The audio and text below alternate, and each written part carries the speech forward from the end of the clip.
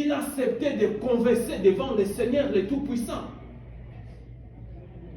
Donc dans ce monde, il n'y a pas personne tout, il est plus puissant que Dieu.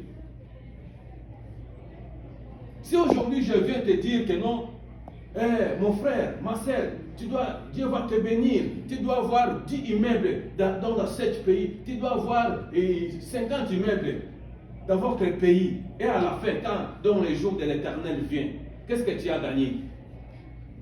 Ce que tu as gagné, tu vas laisser pour les autres. Mais moi, je n'ai pas besoin de te dire que non, Dieu va te bénir. Non. Mais quand tu es intègre, quand tu es juste, sache que la promesse de Dieu va s'accomplir à toi. Amen. Il y a des choses que nous, les chrétiens aujourd'hui, on cherche parce qu'on ne marche pas à la face de Dieu. Amen.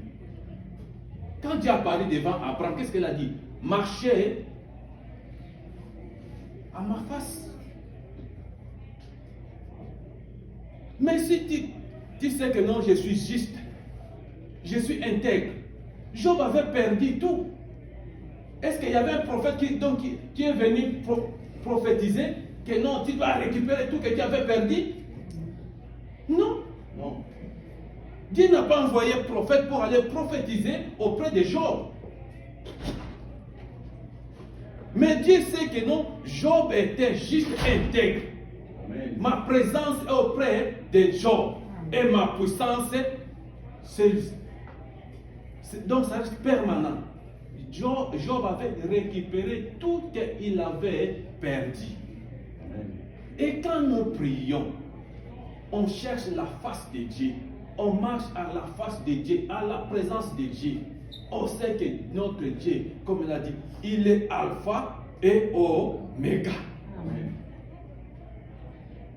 Dit le Seigneur, celui qui est et qui était et qui vient, le Tout-Puissant. Mais pourquoi aujourd'hui nous sommes perdus? Aujourd'hui, les chrétiens se trouvent dans la rue. Pourquoi? Qu'est-ce que nous cherchons? Aujourd'hui, nous sommes derrière des prophètes. Aujourd'hui, nous sommes derrière des voyants. Mais on oublie que c'est Dieu qui donne la puissance aux prophètes. Amen. C'est Dieu qui donne la puissance aux voyants. Mais si tu es intègre, tu es juste devant Dieu, sache que tu es plus que prophète. Amen. Parce que ta parole sera puissante dans ta bouche. Ce que tu déclares en Dieu, et Dieu va t'accorder. Parce que la présence de Dieu est avec toi et la puissance de Dieu habite avec toi. Amen. Il est alpha et oméga.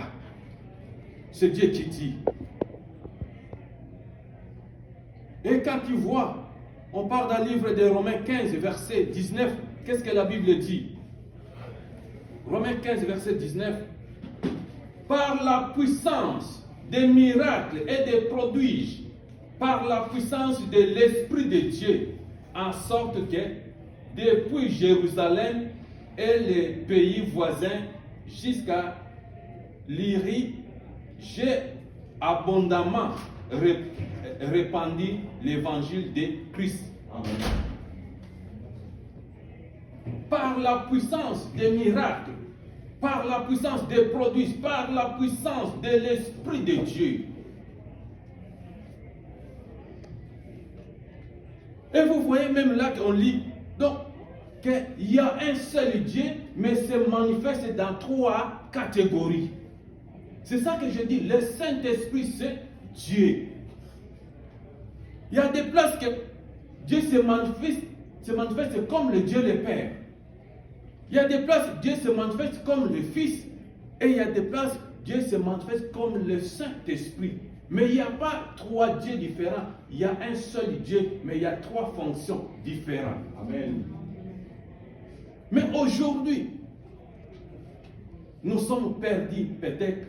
On est derrière des choses. On est derrière des dieux qui ne donnent pas la gloire. Les dieux qui ne sont pas puissants dans ce monde. Et la Bible dit aussi, le 3e, omniscience, Dieu, omniscience, Acte 15, 18. Amen. Et on va dans Job. Qu'est-ce que la Bible dit dans Job? Non, dans Jean 21, verset 17. La Bible dit quoi? Il lui dit, pour la 3e fois, quand Jésus disait à Pierre, est-ce que tu m'aimes?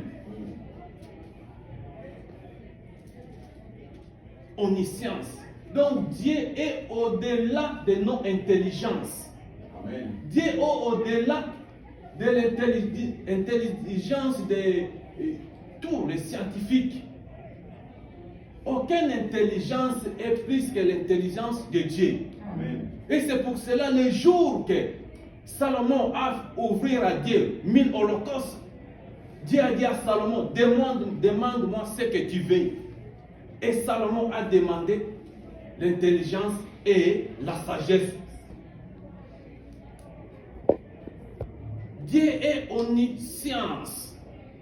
Tout que tu fais, ton intelligence là que s'arrête, l'intelligence de Dieu, ça commence. Aucune intelligence qui est au-dessus de l'intelligence de Dieu. Amen. Alors, si nous voulons vivre la différence, si nous voulons voir que Dieu est avec nous, il faut chercher l'intelligence de Dieu. Alors, si on lit dans 1 Corinthiens 2, verset 10, qu'est-ce que la Bible dit? Dieu nous l'a révélé par l'Esprit. Car l'Esprit sonde toute, même les profondeurs de Dieu. Amen. Un enfant, un chrétien, un enfant de Dieu, tu dois avoir l'Esprit. Donc le Saint-Esprit habite à toi. Auparavant, dans l'Ancien Testament, le Saint-Esprit venait, il fait son travail, après il retourne. Mais dans le Nouveau Testament, le Saint-Esprit est venu habiter Amen. avec nous. Amen. Parce que quand Jésus est monté, il a dit à ses disciples, ne quittez pas ici, attendez jusqu'à vous recevrez le consolateur. Et le consolateur, quand il vient, les disciples ont parlé la langue, il était revêtu de puissance, de l'autorité. Quand il est sorti pour prêcher la bonne nouvelle, beaucoup de monde qui étaient saisis par la puissance des paroles, qui ont accepté d'être baptisés, et les gens qui étaient convertis. Amen. Donc la puissance de Dieu qui doit habiter en nous. Et quand la puissance de Dieu habite en toi, donc il faut que tu sois juste et intègre pour bénéficier de la puissance de Dieu. Amen. Parce que quand la puissance de Dieu vient avec toi, quand tu ne marches pas selon la volonté de Dieu, la puissance de Dieu ne peut pas agir. C'est pour cela que je dis que dans les 3 personnages de Dieu, Dieu est omniprésent. Même tu fais du mal, Dieu est là. Dieu te voit. Omnipuissant. Ce que tu fais, Dieu est là. Mais si tu marches avec la volonté de Dieu, tu fais quelque chose, mauvais va arriver à toi, Dieu va te sauver. Parce que la volonté de Dieu est avec toi. Amen. Mais si que la présence de Dieu est là, tu ne marches pas selon la volonté de Dieu, même la mort vient, tu dois mourir. La puissance de Dieu, quand elle est là, tu dois avoir la foi. Tu crois que non, Dieu est avec moi. Et nous ne soyons pas comme les disciples de Jésus. Jésus était dans le barque, mais le vent était au contraire. Les disciples avaient peur. Et mec, tu dors, tu n'inquiètes pas, tu ne vois pas le vent. Mais ils ont oublié qu'il est omniprésent, il est omnipuissant. Amen. Oh, quand tu vois que Jésus était là, mais le vent était au contraire. Ils ont oublié que non, Dieu le Fils, il était au commencement de toutes choses. La Bible dit au commencement que Dieu a créé le monde était informe et vide. Il y avait des ténèbres à la surface de l'abîme. Mais l'Esprit de Dieu se mouvait au-dessus des eaux. Oh, c'est le même Dieu qui est venu sur la terre. Un jour, se trouve dans les bateaux, mais le vent était au contraire. Cela veut dire, dans ce monde, Si nous ne cherchons pas à connaître le vrai Dieu, nous sommes perdus. Ce n'est pas la bénédiction qui te donne la vie éternelle. Ce n'est pas le mariage qui te donne la vie éternelle. Ce n'est pas la pauvreté qui t'amène dans la vie éternelle. Mais c'est la crainte de Dieu qui va t'amener auprès de Dieu. Et c'est l'intégrité. Et si tu es juste devant le Seigneur. Amen. C'est ça la vie. Dans les catégories, dans les 3 dimensions de Dieu, manifestation de Dieu. Et Dieu, il a se montré que non, je suis le Dieu, le créateur. C'est Dieu qui a créé tout que vous voyez ici. Quand tu prends le livre de Genèse 1, verset 1, et vous voyez, qu'est-ce que la Bible dit dans Genèse 1, verset 1?